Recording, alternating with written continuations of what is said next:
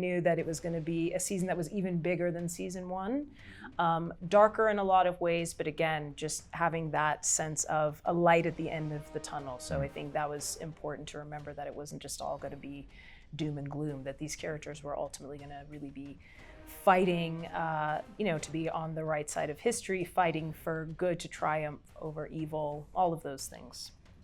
Yeah, and with season one, we had so many worlds to set up, so many stories to open and try to get to know some of these characters, because the extraordinary thing is the depth and breadth of Tolkien's imagination and all of these characters that he's created, and actually sometimes only put a tiny sketch of who they are, but they're very compelling whenever you read about them.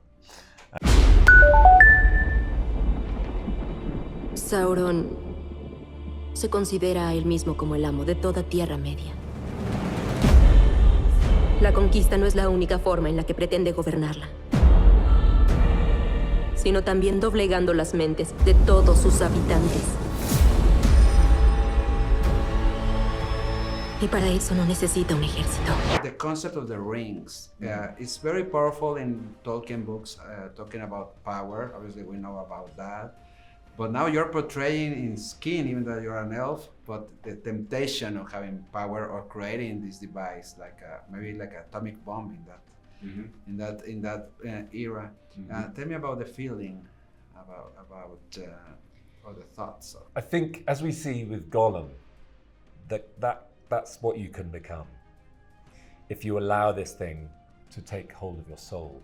And I think what's fun and what's great about our creating those things is you can show how they can start to, you see little signs of that beginning to form throughout the whole season 2. And as you say, the creator of them can also be seduced by them.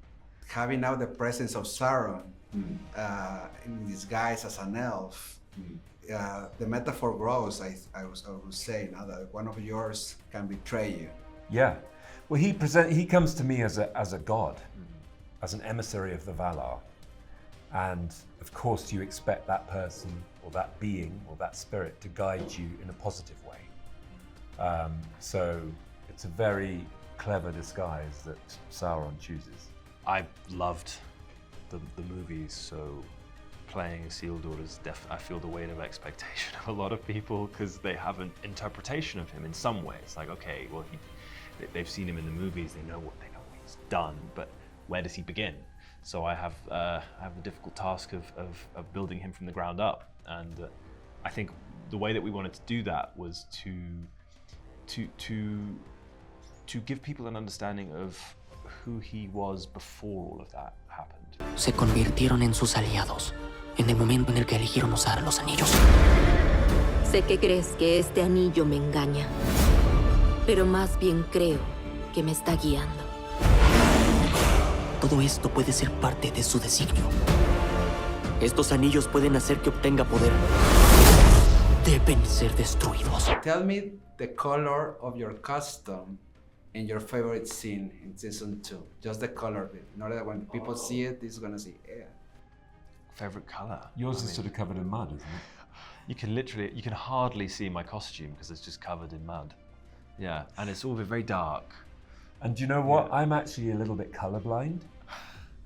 I know it's velvet, but I couldn't tell you the color. Well, there's this extraordinary sort of, I want to say it's an aquamarine blue that our original costume designer, Kate Hawley, came up with. But so the sea captain's uniform is extraordinary. Well, I love every single season 1 costume I had. I absolutely love. They felt, so powerful just in their visual presentation.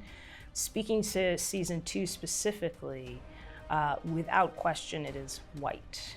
And I have this incredible, and there's even a part of a scene that speaks to why the costume is white.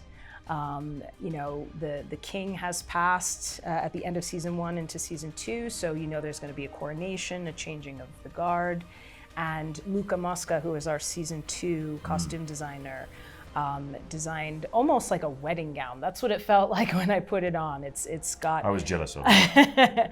a lot of handwork, detail, symbolism. If you look at some of the symbols that are printed onto the cape specifically, and it's a showstopper moment. It's undeniably just powerful in just a costume speaking and telling that part of the story.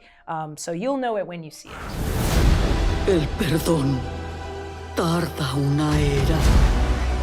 Necesito tu hacha, viejo amigo. ¡Luchen conmigo! ¡Luchen con nuestros amigos! Pero cuando la oscuridad cae, habrá quienes quieran levantarse y brillar.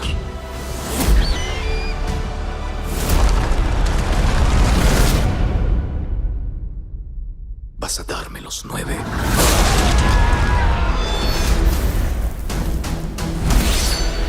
Courtney, shoot at me!